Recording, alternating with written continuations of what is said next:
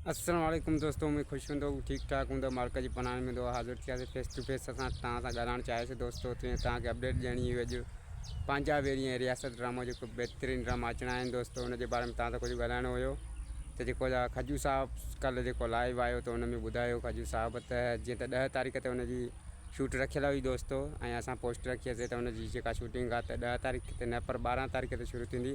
तो खजू साहब भी उहा ई ॻाल्हि कई त मुंहिंजी शूट जेका आहे त 12 तारीख़ ते शुरू आहे, छो त बरसातुनि जी वजह सां दोस्तों बरसातूं जेके पयूं असांजी सिंध में उन जे हिसाब सां जेको आहे त खजू साहब जेको आहे त 2 ॾींहं शूट अॻिना कई। ऐं जेको आहे त सुभाणे जेका अॼु 11 तारीख़ आहे, सुभाणे 12 तारीख़ ते जेको आहे त खजू साहब जी शूट शुरू थींदी ऐं बाक़ाइदा हू ड्रामो अॻिते वधाईंदो।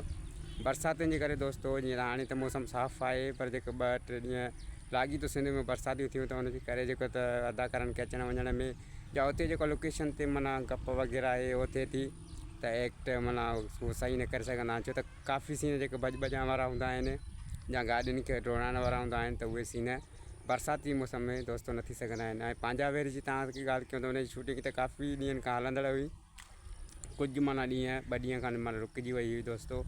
वरी उहा जेका त अॻिते वधंदी शूटिंग ऐं पंहिंजी माना कंटिन्यू कंदा। पंहिंजा वेरी सिंध टी वी ड्रामो आहे असगर चौधरी जो, उनखे त ख़बर आहे तव्हांखे त असगर चौधरी जे ड्रामनि में बजट रुक घणी हूंदी आहे ऐं फाइट ॾेखारी वेंदी आहे बाक़ाइदे जेको आहे त इन जे करे सोचियोसीं असां त तव्हांखे कुझु डिटेल ॾिजे ॼाण ॾिजे त ॿिन्ही ड्रामनि जे बारे में। त काफ़ी दोस्तनि इहे बि अफ़वाहूं हलायूं रखियूं कंहिं दोस्तनि त माना 1.5 महीनो 2 महीना शूट बंदि थींदी, त ईअं न आहे दोस्तों।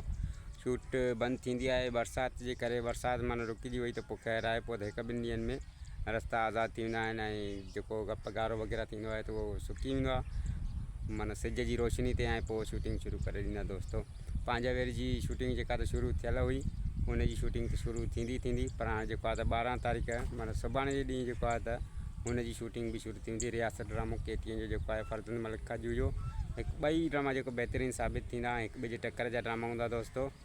त इहा असांखे तव्हांखे जेका अपडेट पहुचाइणी त फेस टू फेस पहुचाइणी दोस्तों, जीअं तव्हांखे वधि खां वधि सम्झाए सघूं दोस्तों। त असांखे ॾींदा इजाज़त, वरी कॾहिं बि अपडेटियूं अहिड़ियूं तव्हांखे ॿुधाइणियूं हूंदियूं त तव्हांजे साम्हूं ईंदासीं। अदरवाइज़ असांजा वीडियो जेके हूंदा आहिनि तव्हां ॾिसंदा आहियो उहा बि असां बेस्ट अपडेट कंदा आहियूं, जीअं तव्हांखे माना एंटरटेन मिले दोस्तों। ख़ुदा हाफ़िज़, वरी मिलंदासीं नेक्स्ट अपडेट सां गॾु। सिंध सलामत साथ सलामत सदाईं गॾु। ख़ुदा हाफ़िज़।